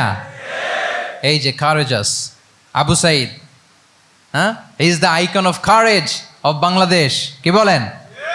এই যে বুক টান টান করে যে হাত 2টা প্রসারিত করে দাঁড়ালো, আল্লাহু আকবার। গোটা বিশ্ব এখন তাকে আইকনিক ফিগার হিসেবে মেনে নিস। কি বলেন? গোটা বিশ্ব তাকে চিনছে, তার জন্য দোয়া করছে। তাহলে courage, it's an essential leadership trade, এটা লাগবে প্রিয় ভাইয়েরা। আল্লাহ তাআলা এই কারেজ, এই সৎ সাহস দিয়ে আমাদেরকে ধন্য করুক। 7 নম্বরে হচ্ছে কনফ্লিক্ট রিজলভিং এবিলিটি। বিরোধ নিষ্পত্তি করার মতো যোগ্যতা থাকতে হবে নেতার। অর্থাৎ নেতা হইতে হবে এমন যে বিরোধকে নিষ্পত্তি করে দিতে পারে, মিটমাট করে দিতে পারে, ঝগড়া লাগলে মিটায়ে দিতে পারে। এটা গুরুত্বপূর্ণ কোয়ালিটি না নেতার জন্য, কি বলেন? রাসূল সাল্লাল্লাহু আলাইহি ওয়াসাল্লামের কিন্তু এটা ছিল, বিরোধ নিষ্পত্তি করা। রাসূল সাল্লাল্লাহু আলাইহি ওয়াসাল্লাম মক্কা থেকে মদিনায় যে 1 ঘন্টায় বছরের পর বছর চলে আসা যুদ্ধ, they use to fight each other, Aws and Khazraj, 1 ঘন্টায় যুদ্ধ থামাই দিয়েছেন। আল্লাহু আকবার। He was a very good mediator and arbitrator. রাসূল সাল্লাল্লাহু আলাইহি ওয়াসাল্লাম অত্যন্ত ভালো মধ্যস্থতাকারী ছিলেন, ভালো মধ্যস্থতাকারী তিনি ছিলেন। তিনি থামিয়ে দিতে পারতেন, বিরোধকে থামাতে পারতেন। আপনারা জানেন যে মক্কায় একবার সম্ভবত অগ্নিকাণ্ডের কারণে কাবা ঘর জ্বলে গিয়েছিল, ধ্বংস হয়েছিল, কিছু অংশ নষ্ট হয়ে গিয়েছিল। কাবাকে রিনোভেট করা হয়েছিল, ফলে কাবার একটা কর্নারে যে ব্ল্যাক স্টোন কর্নার, রুকনুল হাজারিল আসওয়াদ, হাজরে আসাদ পাথরকে সরিয়ে রাখা হয়েছিল। এখন কাবা যখন পুনর্নির্মাণ শেষ, ওই হাজরে আসওয়াদ পাথরকে আবার তার জায়গায় রাখা হবে। কিন্তু কে রাখবে? সবাই রাখতে চায়। সব দলের নেতারা বলে আমরা রাখবো, এক দলের নেতা বলে যে আমি রাখবো। এটা অনেক very prestigious and dignified issue, এই প্রেস্টিজ আমরা কাউকে নিতে দিব না। আরেক দলের নেতা বলে না, আমাদের পাওয়ার বেশি, আমরা রাখবো। আরেক দলের নেতা বলে যে না, এটা আমাদেরই। আরেকজন বলে রক্তের গঙ্গা বইয়ে দিব মক্কায়, কিন্তু এই সম্মান হাতছাড়া হতে দেব না। এখন জাতীয় 4 নেতা গেছে 4 দিকে, সমাধান তো নাই। পাথর কয়টা? পাথর তো মাত্র একটা। ইন দ্য মিন টাইম রাসূল সাল্লাল্লাহু আলাইহি ওয়াসাল্লাম আসলেন। রাসূল সাল্লাল্লাহু আলাইহি ওয়াসাল্লামকে দেখেই সবাই হ্যাপি, সবাই বলে যা আমিনুন রদিনা বি, এই তো আলামিন আসছে, ওই ফয়সালা করবে। আল্লাহ রাসূল সাল্লাল্লাহু আলাইহি ওয়াসাল্লাম বললেন কি হয়েছে? এই ঘটনা। জাতীয় 4 নেতা বলে এই পাথর নিয়ে তারা নিজেরা রাখবে, কাউকে দিবেন। রাসূল সাল্লাল্লাহু আলাইহি ওয়াসাল্লাম বললেন ঠিক আছে, একটা চাদর নিয়ে আসো। চাদর নিয়ে আসা হলো। এবার জাতীয় 4 নেতা চাদরের 4 কর্নার ধরে দাঁড়ালো। রাসূল সাল্লাল্লাহু আলাইহি ওয়াসাল্লাম নিজ হাতে হাজরে আসওয়াদ তুলে চাদরের মাঝখানে রাখলেন। এবার 4 নেতাকে বললেন আসো তোমরা আমার সাথে। তারা আগাতে লাগলো। কাবা ঘরের সামনে যখন আসলো, রাসূল সাল্লাল্লাহু আলাইহি ওয়াসাল্লাম নিজ হাতে, ওনার বরকতময় হাতে আবার হাজরে আসওয়াদ ধরে ঠিক জায়গায় মতো রেখে দিলেন। এতক্ষণ কিন্তু 4 নেতা কি বলছে? কাউরে ধরতে দিব না, কাউকে। কিন্তু এখন চাদরের কোনা ধরেই happy. This is called conflict resolving ability. একজন নেতার এরকম কনফ্লিক্ট, সমাজে যখন এই ধরনের বিরোধ তৈরি হয়, ঝামেলা তৈরি হয়, মারামারির মতো পরিস্থিতি তৈরি হয়, সংঘাতের মতো একটা সিচুয়েশন হয়, নেতা এটাকে রিজলভ করার ক্যাপাসিটি, এবিলিটি তার থাকতে হবে। আল্লাহ রাসূল সাল্লাল্লাহু আলাইহি ওয়াসাল্লামকে আল্লাহ তাআলা এটা দিয়েছিলেন। আল্লাহু আকবার।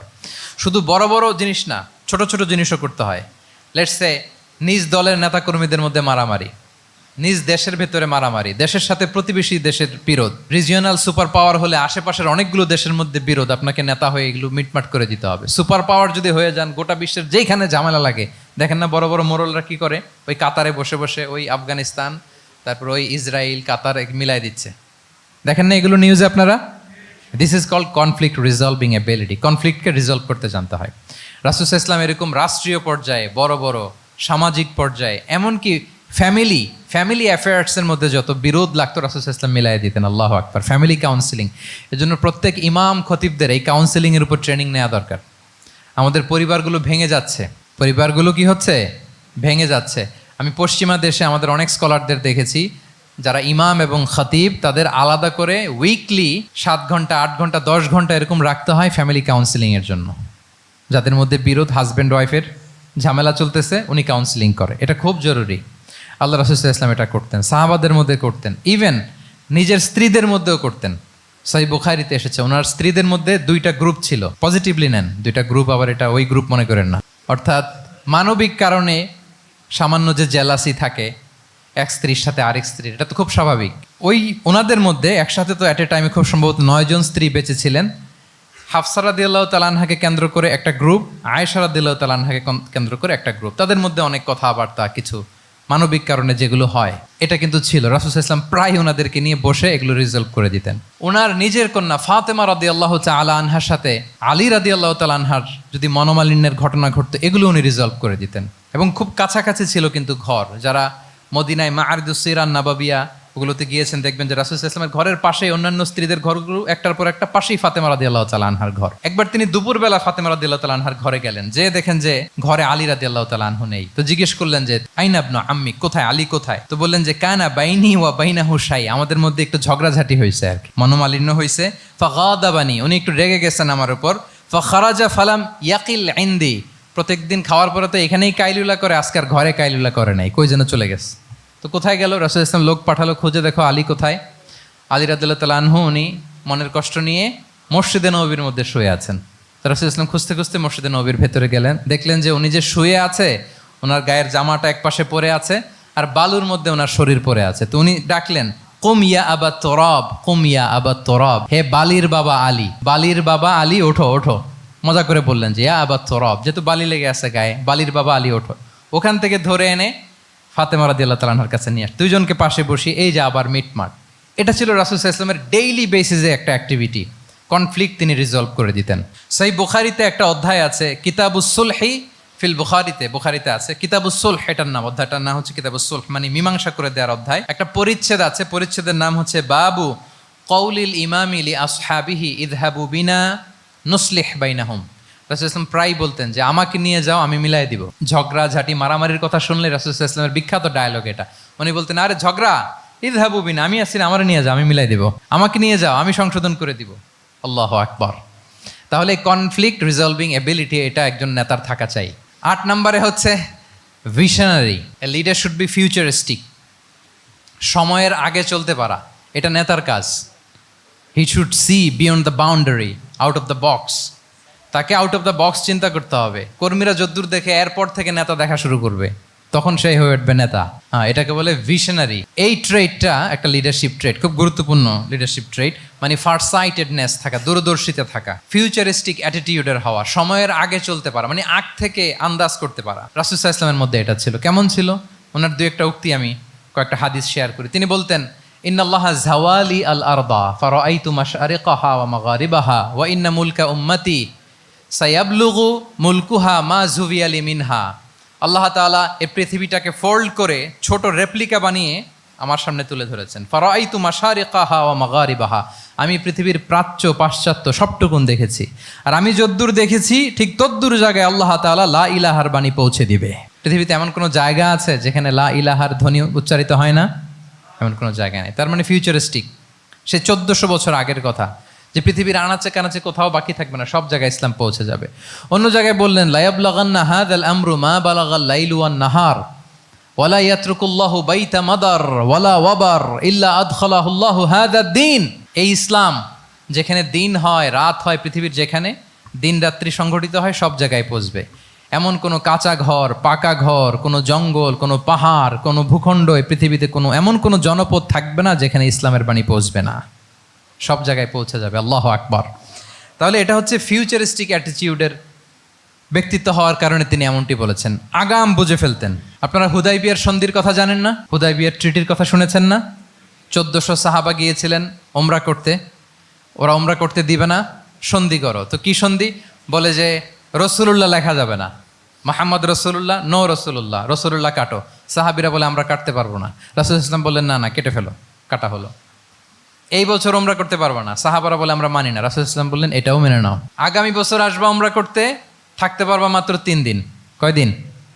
সাহাবিরা বলে অসম্ভব, এটা আমাদের ভূখণ্ড, আমরা যতদিন মনে চায় থাকবো। রাসূল ইসলাম বললেন না না, বাদশেদ না, মেনে নাও। মক্কা থেকে কোনো লোক মদিনায় গেলে আমাদেরকে মক্কায় ফেরত দিতে হবে, কিন্তু মদিনা থেকে কেউ মক্কায় আসলে আমরা ফেরত দেব না। দেখছেন ক্লজগুলো? দেখছেন একটার পর একটা, সবগুলো কাফিরদের পক্ষে যায়। কোনো সাহাবা রাজি হচ্ছেন না, কিন্তু আল্লাহ রাসূল সাল্লাল্লাহু আলাইহি ওয়াসাল্লাম কি বলেন? মেনে নাও, রাজি। কারণ সাহাবারা তো অতটুক দেখতে পারতেছে না। বলেন 3 তালা উপর থেকে, 3 তালা ভবন থেকে একজন মানুষ যদ্দূর দেখে, 30 তালা ভবনের উপর থেকে কি ওইরকমই দেখে? পানোরামিক ভিউ দেখে, সে অনেক বড় করে দেখে। আর 3 তালার উপর থেকেই সামান্য কিছু দেখে। রাসূল সাল্লাল্লাহু আলাইহি ওয়াসাল্লাম অনেক দূর দেখতে পাচ্ছিলেন। তিনি চিন্তা করলেন, কিছু বছর যদি আমাদের মধ্যে দাঙ্গা হাঙ্গামা যুদ্ধ বন্ধ থাকে, আমরা গ্লোবালি ইসলামকে ছড়াই দিতে পারবো। শান্তভাবে মদিনাতে একটা স্ট্রং ইসলামিক কমিউনিটি আমরা তৈরি করতে পারবো। আল্লাহু আকবার। এবং তিনি দেখতে পাচ্ছিলেন, ইন্না ফাতাহনা লাকা ফাতহাম মুবিনা, এই হুদাইবিয়ার এই চুক্তি, যেটা আদতে অ্যাপারেন্টলি মনে হচ্ছে সব আমাদের বিপক্ষে যায়, আসলে এইটাই আমাদেরকে ভূমি ধস জয় এনে দিবে। আল্লাহু আকবার। এবং সেটাই হয়েছে। 9 নাম্বার হচ্ছে রেজিলিয়েন্স। এটা একটা চমৎকার লিডারশিপ ট্রেট। রেজিলিয়েন্স মানে সংকট কাটিয়ে ঘুরে দাঁড়াবার সামর্থ্য, মানে যাকে কেউ থামাতে পারে না। আনস্টপেবল, আনস্টপেবল, কোনো কিছু তাকে থামাতে পারে না। লেগে থাকার মানসিকতা, টিকে থাকার মানসিকতা, সহজে হার না মানা, আবার ঘুরে দাঁড়ানো, এটার বলে রেজিলিয়েন্স। এই ক্যাপাসিটি, এই কোয়ালিটি রাসূল সাল্লাল্লাহু আলাইহি ওয়াসাল্লামের মধ্যে ছিল। হি ওয়াজ আনস্টপেবল, হ্যাভিং আনবিলিভেবল সাবর। কোনো কিছু রাসূল সাল্লাল্লাহু আলাইহি ওয়াসাল্লামকে থামাতে পারে নাই। পেরেছে? বলেন, পেরেছে কেউ থামাতে? ছোটবেলা থেকে স্ট্রাগল করে একটার পর একটা স্ট্রাগল ফেস করে বড় হয়েছেন। জন্মের আগেই তো ওনার পিতাকে আল্লাহ তাআলা উঠিয়ে নিলেন। তার মানে বাবাকে নিজ চোখে এই দুনিয়াতে আমাদের প্রিয় নবীজি দেখে যান নাই। আল্লাহ রাসূল সাল্লাল্লাহু আলাইহি ওয়াসাল্লাম ওনার বাবাকে, পিতাকে দেখছেন? দেখেন নাই। ওনাদের আমেনা এবং আব্দুল্লাহ, ওনাদের সংসার ছিল মাত্র সপ্তাহখানেক, 1 সপ্তাহ সংসার। এই সপ্তাহখানেকের সংসারেই আল্লাহ তাআলা রাসূল সাল্লাল্লাহু আলাইহি ওয়াসাল্লামকে ওনার মায়ের পেটে পাঠিয়েছেন। আব্দুল্লাহ চলে গেলেন ব্যবসায়, ফিরে আসার পথে ওখানেই মারা গেলেন, ইয়াসরিবে। তার মানে জন্মের আগেই বাবাকে হারালেন, ইয়াতিম হয়ে দুনিয়াতে আসলেন। এরপরে মাকে হারালেন, এরপরে দাদাকে হারালেন, এরপরে চাচাকে হারালেন। Physically, mentally torture, emotionally traumatise করার যত ধরন আছে কাফিররা করেছে, কোনো কিছু রাসূল সাল্লাল্লাহু আলাইহি ওয়াসাল্লামকে থামাতে পেরেছে? ওনার লাইফ থ্রেট ছিল। হিজরতের রাতে তো আল্লাহ তাআলা বললেন আজই যেতে হবে, না হলে হত্যার ষড়যন্ত্র হচ্ছে, ব্ল্যাক ম্যাজিক করা হয়েছে। রাসূল সাল্লাল্লাহু আলাইহি ওয়াসাল্লাম খাসির মাংস, খাসির যে বাজুর মাংস, এটা পছন্দ করতেন। খাইবারে এক ইহুদি নারী এই খাসির মাংসের মধ্যে বিষ মিশিয়ে, পয়জন দিয়ে রাসূল সাল্লাল্লাহু আলাইহি ওয়াসাল্লামকে খাইয়েছিল হত্যার জন্য, একটার পর একটা। বলেন, রাসূল সাল্লাল্লাহু আলাইহি ওয়াসাল্লামের মিশন থেকে এক চুল পরিমাণ ওনাকে পেছনে নেওয়া গিয়েছে? He was unstoppable. This is called resilience. একজন নেতার মধ্যে এই রেজিলিয়েন্ট মানসিকতা থাকতে হবে যে আমাকে কেউ থামাইতে পারবে না, আমরা আমাদের মঞ্জিলে মকসুদে যাবই, এই মেন্টালিটির হইতে হবে। এটা হচ্ছে একটা লিডারশিপ ট্রেট, রেজিলিয়েন্ট। 10 নম্বরে হচ্ছে স্ট্র্যাটেজিক লিডারশিপ। নেতার কৌশলী হতে হয়। তার যেই লক্ষ্য, মিশন, ভিশন, এটা সে সুকৌশলে আদায় করে নেবে। শুধু স্ট্র্যাটেজি নিয়ে, রাসূল সাল্লাল্লাহু আলাইহি ওয়াসাল্লামের স্ট্র্যাটেজি নিয়ে সুদীর্ঘ আলোচনা হতে পারে। আমি 2-1টা স্ট্র্যাটেজির কথা বলি, 2-1টা ওয়ার স্ট্র্যাটেজি। যুদ্ধের ময়দানে উনি কি স্ট্র্যাটেজি অবলম্বন করতেন দেখেন। উনি যুদ্ধের ডিস্ট্রাকশনকে, ক্যাজুয়ালিটি মিনিমাইজ করবার জন্য ওনার নির্দেশনা থাকতো, খবরদার কোনো নারীর গায়ে হাত তুলো না যুদ্ধের ময়দানে, শিশুর গায়ে হাত তুলো না, কোনো পাদ্রীর গায়ে হাত তুলো না, উপাসনারত যে সন্ন্যাসীরা আছে তাদের গায়ে হাত তুলো না, ওই এলাকার গবাদি পশুগুলোকে মেরো না, গাছপালা ধ্বংস করো না, যারা তোমাদের বিরুদ্ধে তলোয়ার ধরেনি তাদেরকে অ্যাটাক করো না। আল্লাহু আকবার, হোয়াট এ স্ট্র্যাটেজি! এবং যুদ্ধ চলাকালীন সময়ে সব সৈনিককে উনি এক জায়গায় মোতায়েন করতেন না, 5 ভাগে ভাগ করে নিতেন। ডান পাশে মাইমানা, বাম পাশে মাইসারা, সামনে হচ্ছে মুকাদ্দিমাতুল জাইশ, মাঝখানে কালব, পেছনে খালফ। এইভাবে 5টা ব্যাটালিয়নে ভাগ করে তারপরে তিনি যুদ্ধ পরিচালনা করতেন। What a war strategy! বদরের যুদ্ধে যখন পৌঁছলেন, মদিনা থেকে 130 কিলোমিটার দূরে, দূরে আফসা দেখা যায়, মরিচিকার মধ্যে দেখা যায় ওই যে মুশরিকরা ওখানে আসছে, কিন্তু তারা কতজন এটা তো বোঝা যায় না। তো কিছু ছেলে এই মরুভূমিতে থাকে, ওদেরকে পানি সরবরাহ করে। এদেরকে রাসূল সাল্লাল্লাহু আলাইহি ওয়াসাল্লাম জিজ্ঞেস করলেন যে কুরাইশরা যে আসছে তারা সংখ্যায় কত? এটা না জানলে তো উনি ওনার ওয়ার স্ট্র্যাটেজি ঠিক করতে পারবেন না, যুদ্ধের কৌশল। তো এরা বলে নাহনু লা নাদরি, আমরা জানি না কত। এখন এটা কিভাবে তিনি বের করবেন? সংখ্যায় তারা কত এটা তো আমাকে ফাইন্ড আউট করতে হবে। রাসূল সাল্লাল্লাহু আলাইহি ওয়াসাল্লাম বলেন যে ওরা কি খায়? বলে যে প্রতিদিন ওট জবাই করে খায়। তো রাসূল সাল্লাল্লাহু আলাইহি ওয়াসাল্লাম বলেন যে প্রতিদিন কয়টা ওট লাগে? বলে যে ইয়াউমান তিসআন ওই ইয়াউমান আশরান। 2 দিন হয়েছে আসছে, তো প্রথম দিন দেখলাম 9টা জবাই করছে, আজকে দেখছি 10টা জবাই করছে। রাসূল সাল্লাল্লাহু আলাইহি ওয়াসাল্লাম বললেন ইদান আল কওমু মা বাইনা আত-তিসআমিয়া ওয়াল আলফ। তাহলে ওরা 900 থেকে 1000-এর মধ্যে। সুবহানাল্লাহ। এবার বলেন বদরের যুদ্ধে কুরাইশদের সংখ্যা ছিল কত? আল্লাহু আকবার, হোয়াট এ ওয়ার স্ট্র্যাটেজি! নমুনা দেখে বুঝে ফেলছেন কতজন তারা। এইভাবে রাসূল সাল্লাল্লাহু আলাইহি ওয়াসাল্লাম ওনার স্ট্র্যাটেজি নির্ধারণ করতেন। লোকেশন শেয়ার করতেন না। সুবহানাল্লাহ। কোথায় যাবেন বলতেন না, চলো চলো বলে ছুটতেছেন। কোথায় যাবেন উনি জানেন। অ্যাটাক করবেন এই দিকে, ডান দিকে। অ্যাটাক করবেন কোন দিকে? কিন্তু মদিনা থেকে বের হতেন বাম দিক দিয়ে। অ্যাটাক করবেন উত্তরে, মদিনা থেকে বের হতেন কোন দিক দিয়ে? দক্ষিণ দিক দিয়ে। যে রাতে হিজরত করবেন, মদিনা উত্তর দিকে, উনি দক্ষিণ দিকে চলে গেছেন গারে সাউরে 3 দিন থেকে আগে, ওরা যাতে বুঝতে না পারে। সুবহানাল্লাহ। এটা ছিল রাসূল সাল্লাল্লাহু আলাইহি ওয়াসাল্লামের ওয়ার স্ট্র্যাটেজি। এবং সবাই যেই পথে মক্কা থেকে মদিনা যায়, উনি কিন্তু ওই পথে যাননি। ক্যারাভেনগুলো, কাফেলাগুলো যেই পথে মক্কা থেকে মদিনা ইউজুয়াল রুট যেটা, যাননি। সাওয়াহেলি পথে সাগরের পাশ দিয়ে স্পেশাল একজন গাইড ভাড়া করে তিনি গিয়েছেন। আল্লাহু আকবার। This is call strategy. তাহলে স্ট্র্যাটেজিক লিডারশিপ লাগবে, একজন নেতার স্ট্র্যাটেজিক প্ল্যানিং ঠিক করা লাগবে, এটা তাকে সামনের দিকে আগাতে অনেক সহায়তা করবে। 11 নম্বর, প্র্যাকটিক্যাল উইজডম, অর্থাৎ প্রজ্ঞা থাকতে হবে। একজন নেতা যে ডিসিশনগুলো সে মেক করবে এটা প্রজ্ঞায় সুসজ্জিত হইতে হবে। আল্লাহ রাসূল সাল্লাল্লাহু আলাইহি ওয়া আলিহি ওয়াসাল্লামের যতগুলো সিদ্ধান্ত ছিল, কাজ ছিল, কোনোটাই প্রজ্ঞা থেকে খালি ছিল না, সবগুলো ছিল প্রজ্ঞায় সমৃদ্ধ। ভুরি ভুরি উদাহরণ হাজির করা যেতে পারে। আমি 2টা উদাহরণ দিই, মাক্কি জীবনের একটা উদাহরণ দিই। রাসূল সাল্লাল্লাহু আলাইহি ওয়াসাল্লাম মক্কাতে নবুয়তের 5ম বছরে যখন নও-মুসলিম সাহাবাদের উপর অত্যাচারের মাত্রা মারাত্মক বেড়ে গেল, রাসূল সাল্লাল্লাহু আলাইহি ওয়াসাল্লাম সাহাবাদেরকে হিজরতে পাঠালেন। বলেন তো কোথায় পাঠিয়েছিলেন? সবাই বলুন। আবিসিনিয়াতে, বর্তমান ইথিওপিয়া, ইরিত্রিয়া, ওই এরিয়াতে আবিসিনিয়াতে তিনি পাঠালেন। বললেন যে দেয়ার ওয়াজ এ জাস্ট কিং আসহামা নেগাস। বললেন যে ওখানে আবিসিনিয়াতে যাও, ওখানে আসহামা নামে নাজ্জাশী একজন বাদশাহ আছে, খুব ভালো। তাদেরকে পাঠালেন নবুয়তের 5ম বছরে। যেতে লাগলো, এক এক সময় এক এক সাহাবী যায়, যে ওখানে বড় একটা বেস তৈরি হলো, মুসলিম কমিউনিটি তৈরি হলো। এরপর 13 বছর পরে মাক্কি 13 বছর, মাক্কি জিন্দেগির 13 বছর শেষ করে নবুয়তে রাসূল ইসলাম কোথায় চলে গেলেন? মদিনায়। মদিনায় যে রাসূল ইসলাম একটা ইসলামী স্টেট তিনি প্রতিষ্ঠা করলেন। 1ম হিজরি যায়, 2য় হিজরি যায়, একটার পর একটা যুদ্ধ যায়, মুসলিম কমিউনিটি বাড়ে, কমপ্লিট ইসলামিক স্টেট হয়ে যায়। কিন্তু ওই আবিসিনিয়া থেকে ওই গ্রুপ আর ফিরে না। নবুয়তের 5ম বৎসরে যে গ্রুপকে রাসূল ইসলাম জাফর ইবনে আবু তালেবের নেতৃত্বে আবিসিনিয়ায় পাঠিয়েছিলেন, তারা মদিনায় কোন হিজরিতে আসছে জানেন? এইটা যদি কেউ উত্তর দিতে পারে তাহলে বুঝবো he is very genius in সিরাত। 9ম, 7ম, মাশাআল্লাহ। কয়জন বলছে? এটা জানতেন কে কে? হাত তোলেন। মাশাআল্লাহ, অনেক জিনিয়াস আছে তো এখানে। হ্যাঁ, লটস অফ জিনিয়াস, মাশাআল্লাহ, মাশাআল্লাহ, তাবারাকাল্লাহ। জি, 7ম হিজরিতে এসেছিলেন জাফর ইবনে আবি তালেবের নেতৃত্বে।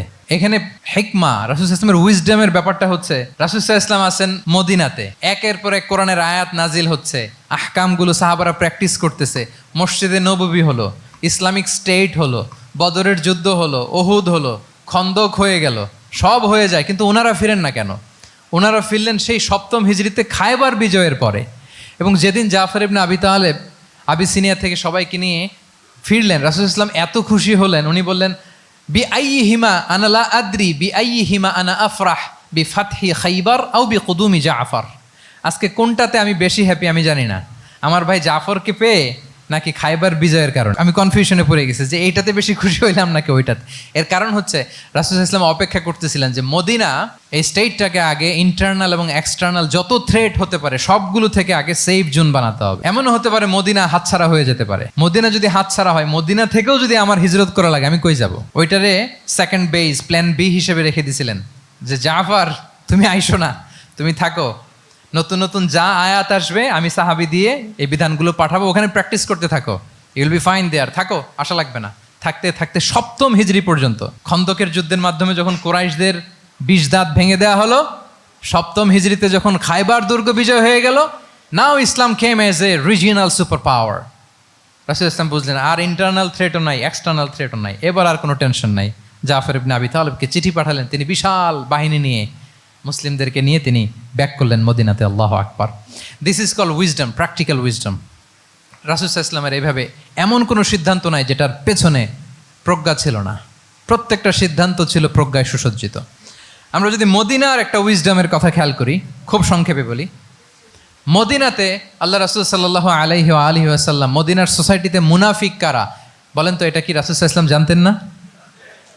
জানতেন কিনা বলেন? এই জানাটা কি ধারণা বেজ, মানে মনে হয় ও মুনাফিক এরকম, নাকি গাইডেড বাই ওয়াহি, গাইডেড বাই রেভেলেশন? স্বয়ং আল্লাহ তাআলা জানিয়ে দিয়েছেন। এরপরও কোনোদিন রাসূল সাল্লাল্লাহু আলাইহি ওয়াসাল্লাম মানুষের সামনে কাউকে মুনাফিক বলে পরিচয় করিয়ে দেন নাই। মদিনার সোসাইটিতে কেউ জানতো না, বুঝতে পারতো আচরণ মুনাফিকের মতো, কিন্তু রাসূল সাল্লাল্লাহু আলাইহি ওয়াসাল্লাম কখনো বলেন নাই যে ও মুনাফিক। কখনো বলছেন? বলেন নাই। চিন্তা করছেন? আমরা তো কথায় কথায় ফেসবুকে মন মতো না হইলে কি লিখি? বেসড অন অ্যাজাম্পশন, আমার মন মতো হয় নাই, ও মুনাফিক। কিন্তু ওহী দ্বারা সুনিশ্চিত হয়েও রাসূল সাল্লাল্লাহু আলাইহি ওয়াসাল্লাম কাউকে মুনাফিক বলে অ্যাড্রেস করেন নাই। আল্লাহু আকবার। কেন করেন নাই? মুসলিম সাহাবারা চটে যাবে, মুনাফিকদেরকে হত্যা করবে, তখন মুশরিকরা, কোরাইশরা, ইহুদিরা কি বলবে? যে মুহাম্মদের অনুসারীরা একে অন্যকে হত্যা করে, কারণ মুনাফিকরা তো অন্য সাহাবীদের মতো তারাও মসজিদে নববীতে এসে রাসূল সাল্লাল্লাহু আলাইহি ওয়াসাল্লামের পেছনে নামাজ পড়তো। অ্যাপারেন্টলি দেখতে তো তারাও মুমিন, দেখতে তারাও কি মুমিন, কখনো রাসূল ইসলাম বলেন না। তবে হুযায়ফা ইবনুল ইয়ামান রাদিয়াল্লাহু তাআলা আনহু নামে একজন সাহাবী, উনি মদিনার গোয়েন্দা বিভাগের প্রধান ছিলেন রাসূল সাল্লাল্লাহু আলাইহি ওয়াসাল্লামের। উনাকে বলে গিয়েছিলেন কারা কারা মুনাফিক, নামের লিস্টটা অ্যাজ এ রেফারেন্স শুধু উনাকে বলেছিলেন, আর কাউকে বলেন নাই। এজন্য ওমরে ফারুক রাদিয়াল্লাহু তাআলা আনহু যখন মদিনার খলিফা, তখন তিনি কেউ মারা গেলে ওনাকে যখন জানাজার ইমামতির জন্য বলা হতো, উনি দেখতেন যে ওই জানাজায় হুযায়ফা গিয়েছে কিনা। যদি হুযায়ফা ইবনুল ইয়ামান ওখানে যেতেন, উনি ওই নামাজের ইমামতি করতেন। আর যদি দেখতেন ওইখানে হুযায়ফা নাই, ওইখানে ওমরও নাই রাদিয়াল্লাহু তাআলা আনহু, আল্লাহু আকবার, তিনি কৌশলে পাশ কাটিয়ে বলতেন অন্য কেউ এই নামাজের ইমামতি করে দাও, আমি যাব না। আল্লাহু আকবার। তাহলে রাসূল সাল্লাল্লাহু আলাইহি ওয়াসাল্লামের উইজডম দেখেন, তিনি কমিউনিটির মধ্যে ইউনিটি ধরে রাখার জন্য কখনো মুনাফিকদের নাম বাই নেম তাদেরকে চিনতেন, কখনো ডিসক্লোজ করেন নাই। আল্লাহু আকবার, দিস ইজ কল্ড উইজডম। 12 নম্বর হচ্ছে, লাস্ট পয়েন্ট হচ্ছে succession management. A good leader produces a good leader, a true leader produces a true leader. একজন ভালো নেতা সে ভালো নেতা তৈরি করে, কি বলেন? একজন যোগ্য নেতা আরো যোগ্য উত্তরসূরি তৈরি করে, ঠিক কিনা বলেন? আমি শুধু নেতা, নেতৃত্বের সব গুণ আমার মধ্যে খালি হাবুডুবু খায়, আমি কাউরে নেতা বানাতে পারলাম না, তো আমি চলে যাওয়ার পরে আমার দল চালাবে কে, আমার দেশ চালাবে কে, এই উম্মাকে নেতৃত্ব দিবে কে? রাসূল সাল্লাল্লাহু আলাইহি ওয়াসাল্লাম নিজে যেমনি অনুসরণীয় নেতা ছিলেন, অনুকরণীয় নেতৃত্ব দিয়েছেন, তিনি এরকম নেতৃত্ব তৈরিও করে গিয়েছেন, ঠিক কিনা বলেন? আল খোলাফা আর রশিদিন আল মাহদিন, তাদের কথা যদি খেয়াল করেন, আবু বকর রাদিয়াল্লাহু তাআলা আনহুর ব্যাপারে তো ওনার প্রচ্ছন্ন কিছু ইঙ্গিতও ছিল। ওনার অবর্তমানে নামাজ পড়িয়েছে কে মসজিদে নববীতে? আবু বকর রাদিয়াল্লাহু তাআলা আনহু। ওনার হজ পালনের আগে হজের জন্য পাঠিয়েছিলেন কাকে? নবম হিজরিতে আবু বকর রাদিয়াল্লাহু তাআলা। এগুলো ছিল প্রচ্ছন্ন ইঙ্গিত। এবং সাকিফায়ে বনু সাঈদাতে ওমরে ফারুক বললেন যে আপনাকেই আমরা নেতা মানি, সবাই এক বাক্যে মেনে নিল। আজও ওই জায়গাটা মসজিদে নববীর এক পাশে সাকিফায়ে বনু সাঈদার বড় সাইনবোর্ড আছে, ওখানে বিকেলবেলা আনসারি সাহাবারা বসে গল্প করতেন। ওই জায়গাতে আবু বকর রাদিয়াল্লাহু তাআলা আনহুর খলিফা নির্বাচনের ব্যাপারটা ঘটেছিল। উনি ওসিয়ত করে গিয়েছিলেন ওমরে ফারুক রাদিয়াল্লাহু তাআলা আনহু খলিফা হবেন। ওমরে ফারুককে যখন অ্যাসাসিনেশন করা হলো, উনি একটা প্যানেল করে দিয়ে গেলেন, সেখান থেকে ওসমান রাদিয়াল্লাহু তাআলা আনহু হলেন। ওসমান রাদিয়াল্লাহু তাআলা আনহুর হত্যা পরবর্তী উদ্ভূত পরিস্থিতিতে আলী রাদিয়াল্লাহু তাআলা আনহু হলেন। একজনের চেয়ে আরেকজন শ্রেষ্ঠ, একজনের চাইতে আরেকজনের মানাকে অসাধারণ, অসাধারণ। এই যে নেতৃত্ব রাসূল সাল্লাল্লাহু আলাইহি ওয়াসাল্লাম এটা জীবদ্দশায় তৈরি করেছেন। যার যেখানে ক্যাপাসিটি দেখেছেন তাকে ওই দিকে উদ্বুদ্ধ করেছেন। যার মধ্যে যুদ্ধের ব্যাপারে জ্ঞান দেখেছেন তাকে যুদ্ধের সেনাপতি বানিয়েছেন। Khalid bin Walid, chief of the Muslim military, মুসলিম বাহিনীর সেনাপ্রধান ছিলেন কে? খালিদ বিন ওয়ালিদ। ওনার দিয়ে কখনো কবিতা লিখতে পাঠাইছেন রাসূল সাল্লাল্লাহু আলাইহি ওয়াসাল্লাম, কিন্তু হাসান বিন সাবিতকে দিয়ে কি করছেন? শুধু কি কবিতা লেখানো, ওনার মিম্বরের পাশে মসজিদে নববীতে আরেকটা মিম্বর বানাই দিয়েছেন, স্টেজ, যে তুমি এখানে দাঁড়িয়ে এমন জ্বালাময়ী কবিতা লিখবে যেন গুজবাম হয় মুসলমানদের, জেহাদের ময়দানের জন্য ঝাঁপিয়ে পড়ে। তাহলে খালিদ বিন ওয়ালিদকে দিয়ে এক কাজ করিয়েছেন, হাসান বিন সাবিতকে দিয়ে আরেক কাজ করিয়েছেন। মুআয ইবনে জাবাল রাদিয়াল্লাহু তাআলা আনহু প্রশাসনিক কার্যক্রম ভালো বুঝতেন। মদিনা রাষ্ট্রের সবচাইতে বড় সিনিয়র আমলা ছিলেন মুআয ইবনে জাবাল, ইয়ামানের গভর্নর করে পাঠিয়েছেন। ওনার এটাতে যোগ্যতা ছিল। যার যেখানে তিনি প্রতিভা দেখেছেন ইসলামের কল্যাণে, রাসূল সাল্লাল্লাহু আলাইহি ওয়াসাল্লাম ওই প্রতিভাগুলোকে কাজে লাগিয়েছেন। এইভাবে ওনার সাকসেশন ম্যানেজমেন্টকে উনি গড়ে তুলেছেন। ফলে ওনার পরবর্তীতে বছরের পর বছর ইসলামী নেতৃত্বের হাল ধরতে মুসলিম উম্মার বেগ পেতে হয় নাই, ঠিক কিনা বলেন? তাহলে good leader, true leader produces a good leader. একজন সফল নেতা সে এরকম আরো অনেক সফল নেতৃত্ব তৈরি করে যায়, তাহলেই তার নেতৃত্ব সামনের দিকে আগাতে থাকে। 12টা জিজ্ঞেস করলে বলা যাবে? হ্যাঁ, নোট করে রাখছেন বোধহয় না? খুব খুশি হয়েছে আমি, মাশাআল্লাহ। শ্রোতা যদি ভালো হয়, শ্রোতা যদি দেখি যে না আমার সাথে সাথে মাথা নাড়ায়, রেসপন্স করে, উত্তর দেয়, তখন কথা বলতেও ভালো লাগে। মানে এত গরমের মধ্যে, এত কষ্টে, অল আর সোয়েটিং, বাট এত মনোযোগের সাথে আপনারা শুনেছেন। আল্লাহ তাআলা আপনাদেরকে কবুল করুক। যুগোপযোগী নেতৃত্ব তৈরি করবার জন্য রাসূল সাল্লাল্লাহু আলাইহি ওয়াসাল্লামের এই যে লিডারশিপ ট্রেট, লিডারশিপ ফিচার্স, লিডারশিপ কোয়ালিটি, ওনার যে নেতৃত্বের ধরন আমরা জানলাম, এগুলো থেকে আমাদের অনেক শেখার আছে, অনেক নেয়ার আছে। আমরা চাইবো আমাদের আগামী নেতৃত্ব আল্লাহ রাসূল সাল্লাল্লাহু আলাইহি ওয়াসাল্লামের এই লিডারশিপ ট্রেট থেকে উপকৃত হবে। তারা এগুলো স্টাডি করবে, এখান থেকে তারা তাদের নিজেদের নেতৃত্বকে সাজাবে। আল্লাহ তাআলা আমাদের সবাইকে কথাগুলো বোঝা আর আমল করার তৌফিক দান করুক। আমি আবারও মিনার চট্টগ্রাম বিশ্ববিদ্যালয়কে অন্তরের অন্তঃস্থল থেকে শুভেচ্ছা জানাই এরকম চমৎকার প্রোগ্রামের আয়োজন করবার জন্য। ইউনিভার্সিটি অথরিটিকে আমি শুভেচ্ছা জানাই এবং আমার মাথার তাজ সম্মানিত শিক্ষক মণ্ডলীকে শুভেচ্ছা জানাই এবং প্রিয় শিক্ষার্থী বন্ধুদেরকে আবারও প্রাণঢাল অভিনন্দন জানিয়ে রাসূল সাল্লাল্লাহু আলাইহি ওয়াসাল্লামের নেতৃত্বের উপর প্রফিটিক লিডারশিপ টপিকে এই আলোচনা আমি এখানেই শেষ করছি। হাদা মা ইনদি ওয়াল ইলমু ইনদাল্লাহি আলাইহি তাওয়াক্কালতু ওয়া ইলাইহি উনীব। ওয়াসসালামু আলাইকুম ওয়া রাহমাতুল্লাহি ওয়া বারাকাতুহু।